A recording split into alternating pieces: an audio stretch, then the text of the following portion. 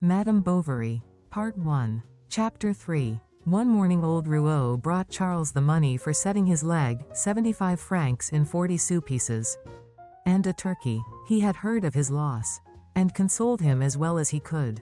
"I know what it is," said he, clapping him on the shoulder. "I've been through it. When I lost my dear departed, I went into the fields to be quite alone. I fell at the foot of a tree, I cried, I called on God, I talked nonsense to him. I wanted to be like the moles that I saw on the branches.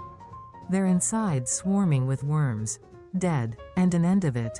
And when I thought that there were others at that very moment with their nice little wives holding them in their embrace, I struck great blows on the earth with my stick. I was pretty well mad with not eating. The very idea of going to a café disgusted me. You wouldn't believe it. Well, quite softly, one day following another, a spring on a winter, and an autumn after a summer, this wore away, piece by piece, crumb by crumb, it passed away. It is gone. I should say it has sunk, for something always remains at the bottom, as one would say, a weight here, at one's heart. But since it is the lot of all of us, one must not give way altogether. And, because others have died, want to die too, you must pull yourself together. Monsieur Bovary, it will pass away. Come to see us. My daughter thinks of you now and again. Day no, and she says you are forgetting her. Spring will soon be here. We'll have some rabbit shooting in the warrens to amuse you a bit." Charles followed his advice. He went back to the Bertaux. He found all as he had left it. That is to say, as it was 5 months ago. The pear trees were already in blossom, and Farmer Rouault, on his legs again, came and went, making the farm more full of life, thinking it his duty to heap the greatest attention upon the doctor because of his sad position. He begged him not to take his hat off, spoke to him in an undertone as if he had been ill, and even pretended to be angry because nothing rather lighter had been prepared for him than for the others, such as a little clotted cream or stewed pears. He told stories. Charles found himself laughing, but the remembrance of his wife suddenly coming back to him depressed him. Coffee was brought in. He thought no more about her. He thought less of her as he grew accustomed to living alone. The new delight of independence soon made his loneliness bearable.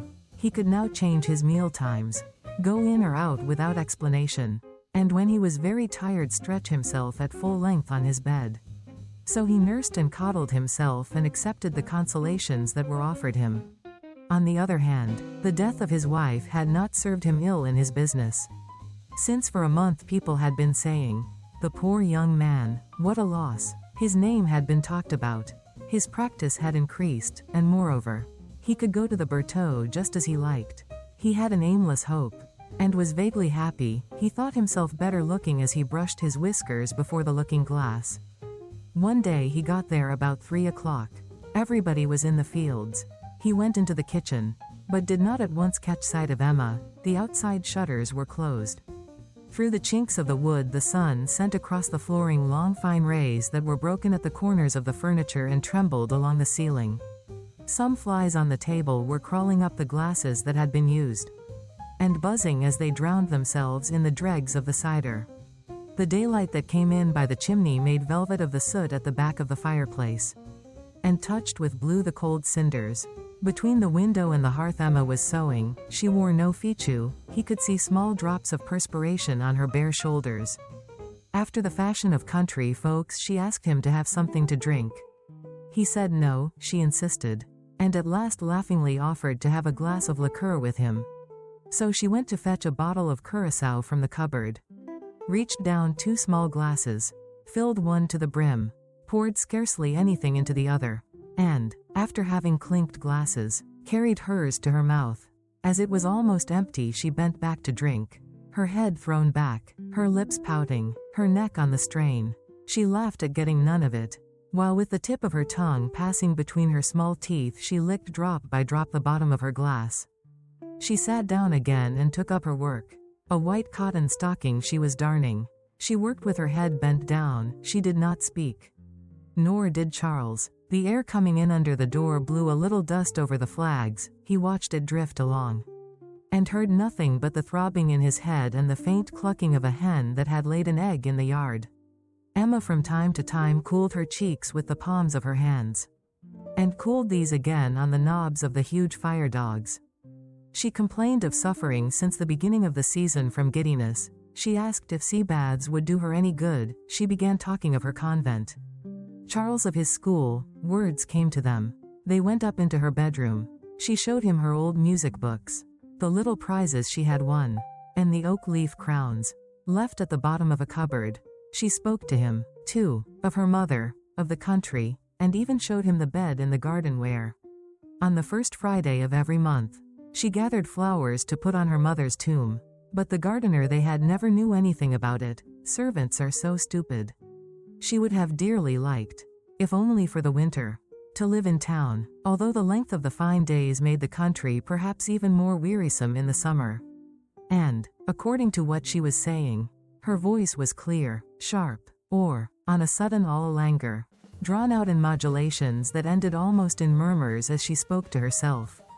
Now joyous, opening big naive eyes, then with her eyelids half closed, her look full of boredom, her thoughts wandering, going home at night. Charles went over her words one by one, trying to recall them, to fill out their sense, that he might piece out the life she had lived before he knew her. But he never saw her in his thoughts other than he had seen her the first time, or as he had just left her. Then he asked himself what would become of her, if she would be married. And to whom? Alas, old Rouault was rich, and she, so beautiful. But Emma's face always rose before his eyes, and a monotone, like the humming of a top, sounded in his ears. If you should marry after all. If you should marry. At night he could not sleep, his throat was parched, he was athirst. He got up to drink from the water bottle and opened the window. The night was covered with stars. A warm wind blowing in the distance, the dogs were barking. He turned his head towards the Bertaux, thinking that, after all, he should lose nothing. Charles promised himself to ask her in marriage as soon as occasion offered. But each time such occasion did offer, the fear of not finding the right words sealed his lips. Old Rouault would not have been sorry to be rid of his daughter, who was of no use to him in the house. In his heart he excused her, thinking her too clever for farming, a calling under the ban of heaven, since one never saw a millionaire in it. Far from having made a fortune by it, the good man was losing every year, for if he was good in bargaining, in which he enjoyed the dodges of the trade, on the other hand, agriculture properly so called, and the internal management of the farm, suited him less than most people. He did not willingly take his hands out of his pockets, and did not spare expense in all that concerned himself. Liking to eat well, to have good fires, and to sleep well, he liked old cider, underdone legs of mutton, Gloria's, 5, well beaten up. He took his meals in the kitchen alone, opposite the fire, on a little table brought to him already laid as on the stage. 5, a mixture of coffee and spirits. When, therefore, he perceived that Charles's cheeks grew red if near his daughter, which meant that he would propose for her one of these days, he chewed the cud of the matter beforehand. He certainly thought him a little meager, and not quite the son-in-law he would have liked, but he was said to be well brought up, economical, very learned, and no doubt would not make too many difficulties about the dowry. Now, as old Rouault would soon be forced to sell 22 acres of his property, as he owed a good deal to the mason, to the harness maker, and as the shaft of the cider press wanted renewing, if he asks for her, he said to himself, I'll give her to him. At Michaelmas Charles went to spend 3 days at the Bertaux. The last had passed like the others in procrastinating from hour to hour. Old Rouault was seeing him off. They were walking along the road full of ruts. They were about to part. This was the time. Charles gave himself as far as to the corner of the hedge. And at last, when past it, Monsieur Rouault, he murmured, I should like to say something to you. They stopped. Charles was silent. Well, tell me your story. Don't I know all about it? Said old Rouault, laughing softly. Monsieur Rouault, stammered Charles. I ask nothing better, the farmer went on, although, no doubt, the little one is of my mind. Still we must ask her opinion. So you get off, I'll go back home. If it is, yes. You needn't return because of all the people about. And besides it would upset her too much. But so that you mayn't be eating your heart, I'll open wide the outer shutter of the window against the wall. You can see it from the back by leaning over the hedge. And he went off. Charles fastened his horse to a tree, he ran into the road and waited. Half an hour passed. Then he counted 19 minutes by his watch. Suddenly a noise was heard against the wall. The shutter had been thrown back, the hook was still swinging. The next day by 9 o'clock he was at the farm. Emma blushed as he entered. And she gave a little forced laugh to keep herself in countenance. Old Rouault embraced his future son-in-law. The discussion of money matters was put off, moreover. There was plenty of time before them, as the marriage could not decently take place till Charles was out of mourning. That is to say, about the spring of the next year. The winter passed waiting for this. Mademoiselle Rouault was busy with her trousseau. Part of it was ordered at Rouen, and she made herself chemises and nightcaps after fashion plates that she borrowed. When Charles visited the farmer, the preparations for the wedding were talked over. They wondered in what room they should have dinner. They dreamed of the number of dishes that would be wanted. And what should be on trays. Emma would, on the contrary, have preferred to have a midnight wedding with torches. But old Rouault could not understand such an idea. So there was a wedding at which 43 persons were present. At which they remained 16 hours at table. Began again the next day. And to some extent on the days following.